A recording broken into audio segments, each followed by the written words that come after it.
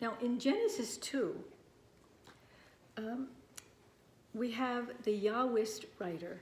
See, I should tell you that the priestly writer is the type of writer you can usually tell. He's very orderly. He's almost liturgical. The priestly writer in the first creation story is, on the first day God created light, and God saw that it was good. And it was evening and morning the first day. On the second day God created something else, and it was so. It happened. And God saw that it was good. And it was evening and morning the second day. It's very orderly, right? All the way down to the seventh day when God rested. Very orderly. And you can see how it would be a very easy story to tell the children. First day, the second day, the third day, and all the way down. Okay? So that's the priestly writer. He's very orderly. He likes lists. He likes unity. He likes things to match up. Okay. So the priestly creation story moves toward the creation of human beings as its high point. Human beings are created last in Genesis 1. But the Yahwist writer in Genesis 2 begins with the creation of human beings and then describes how God builds up a world for this new creature. And this set the stage for the sin of the first human couple. Okay? The Yahwist in Genesis 2, chapter 2 represents God as very close to humans. Remember how God walks with them in the garden? In Genesis 2 and 3, God walks with them. God thinks out loud. God fashions people from mud. He fashioned the earth creature from mud. Then he breathed life into them. So there's a sense of closeness to the earth and closeness of Yahweh to the people. And elements in this chapter, too, are drawn from some of the myths of the ancient Near East. There was a tree of life well known in Babylonian circles as a symbol of long life or even of immortality. There was a picture of a paradise garden. There was mystical power of the rivers. And the question of a human becoming like God after eating food reserved for the gods. You remember the forbidden fruit?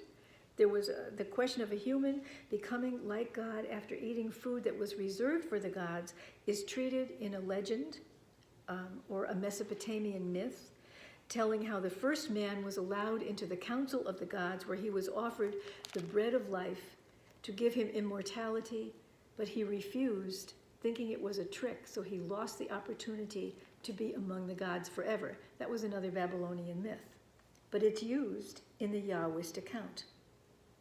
Now, what situation was the Yahwist addressing? We know the priestly author was addressing the Enuma Elish and the problems that creation story caused. At the time the Yahwist story was written, which is in the year 900, 850 approximately, the various traditions of all the Israelite tribes had come together. Solomon was king. The conquest of the land was over. They were in the promised land. And for the first time, Israel had Canaan under control and was a rather strong political entity among the other nations of the world. So the structure of Israelite society had changed.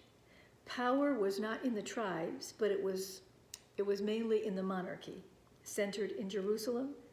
And under Solomon's rule, the feeling of superiority was tremendous, and the feeling of security was very strong, because there was great wealth in Israel at that time. Now, when the focus of life shifted, as it happens with us often, what do people forget about when they have plenty of wealth, plenty of property, everything is going very well? What do they sometimes forget? Not all people, but some people. They lose their gratitude, their feelings of gratitude. Right. They lose their gratitude to God, and some even don't bother praying anymore. I wouldn't say they lose their faith, but I'm doing okay now. I don't really need God. So so that's the situation that Israel was in, but then the focus shifted. and religious observances became less compelling.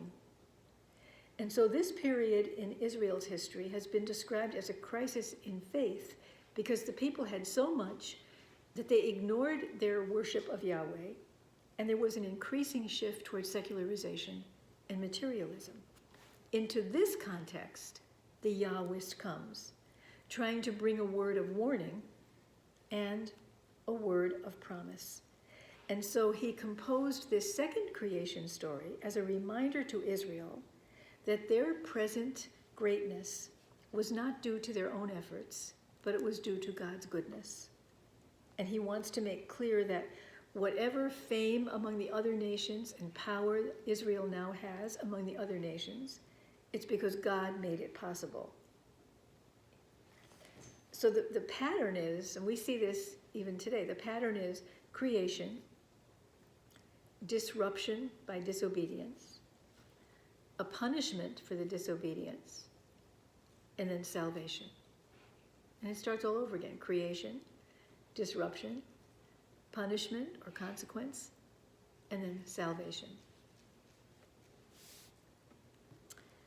Okay, I think this is a good place to stop. Next time we'll do the fall and the Tower of Babel. And Gigi, did you want me to tell them about? Yes. Okay. I had asked Gigi if it would be a good idea for the first Thursday of March to do something from the readings that are usually read during Lent when there are catechumens, and you do have catechumens. Right? So I said maybe I could do something on the Samaritan woman and the man born blind from the Gospel of John, even though some of you, how many had it with me? The 2, 3, okay. Well, anyway, so Gigi said, I think you should finish the creation stories first in March, but we'll put in an extra class, and that was okay with me, on February 25th, and Gigi will send that out, right? On February 25th, if you would like to come. And I'm going to do something on the Samaritan woman, and if there's time, on the man born blind. So you're certainly welcome to come again. I don't always do it the same way when I do it more than once, so it won't be exactly the same, but the story is the same.